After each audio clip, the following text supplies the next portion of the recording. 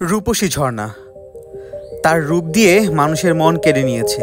রূপসী ঝর্ণার অনিন্দ্য সুন্দর রূপের কারণেই স্থানীয়রা একে রূপসী ঝর্ণার নাম দিয়েছে। প্রকৃতির এই অপরূপ সৌন্দর্যের আরেক নাম রূপসী ঝর্ণা। সকল ঝর্ণা থেকে রূপসী ঝর্ণা একটু ব্যতিক্রম, যেখানে টং দোকানের 10 টাকার রং চা খেতে খেতে আপনি উপভোগ করতে পারবেন রূপসীর রূপকে। টং দোকানের এই রং চা এবং রূপসীর রূপকে উপভোগ করতে আসতে হবে চট্টগ্রাম জেলার মিরেশ্বরাই উপজেলায়। মিরেশ্বরাই উপজেলার সর্বদক্ষিণে বড় দারোগার হাটের উত্তরে পাহাড়ের কোলে অবস্থিত এক দৃষ্টিনন্দন অনিন্দ্য সুন্দর এই জলপ্রপাত।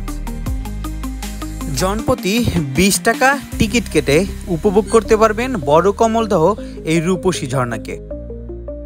ঝিরিপথ ধরে হাঁটতে হাঁটতে রূপসী ঝর্ণার এই রূপকে আরও সুন্দরভাবে উপভোগ করতে আপনি কিছু হিডেন ঝর্ণা থেকে ঘুরে আসতে পারেন। তবে বলে রাখি, যারা হাইকিংয়ে পারদর্শী, প্রচণ্ড সাহসী, তাদের জন্য এই হিডেন ঝর্ণাগুলো।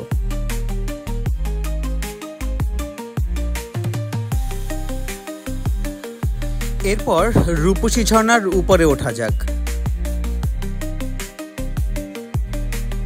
এই ঝর্ণার উপরে যদি আপনি উঠতে চান, নিচ থেকে 10 ফিট উপরে আপনি যদি দড়ি বাঁধা আছে, আপনি যদি উপরে উঠেন তাহলে অনেক সুন্দর মনোমুগ্ধকর একটা পরিবেশ উপভোগ করতে পারবেন।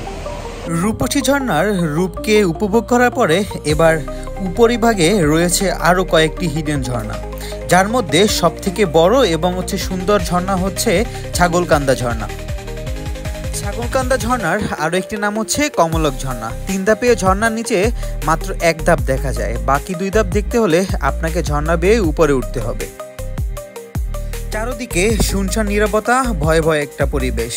2 থেকে 3 কিলোমিটার ঝিরিপথ পাড়ি দিলেই আপনি পৌঁছে যাবেন কমলক ঝর্ণা বা ছাগলকান্দা ঝর্ণা। এই হচ্ছে আমাদের সেই কাঙ্ক্ষিত কমলক ঝর্ণা বা ছাগলকান্দা ঝর্ণা। তবে ঝর্ণার নিচ থেকেই সুন্দর, উপরে না। যতগুলো অ্যাক্সিডেন্ট হচ্ছে সবই উপরিভাগে, তাই আমাদের সাবধান থাকা উচিত।